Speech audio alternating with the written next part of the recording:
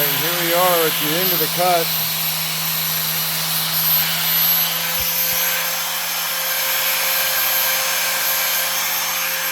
Go ahead and move this thing on over.